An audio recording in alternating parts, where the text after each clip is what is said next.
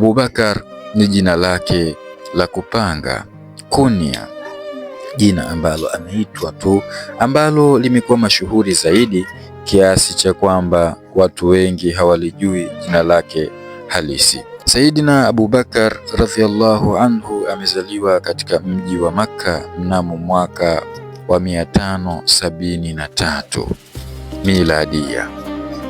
Kuzaliwa kwake katika mwaka huu kunamfanya awe mdogo kuliko Mtume sallallahu alaihi wasallam kwa miaka miwili.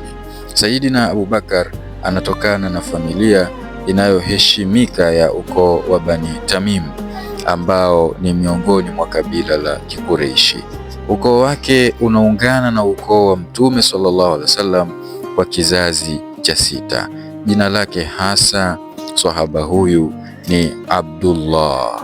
Abubakar ni jina lake la kupanga, kunia, jina ambalo anaitwa tu, ambalo limekuwa mashuhuri zaidi kiasi cha kwamba watu wengi hawalijui jina lake halisi.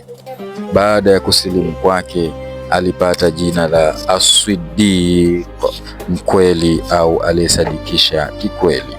Jina la baba yake ni Uthman, ambaye naye anajulikana kwa jina la kupanga la Abu Quhafa.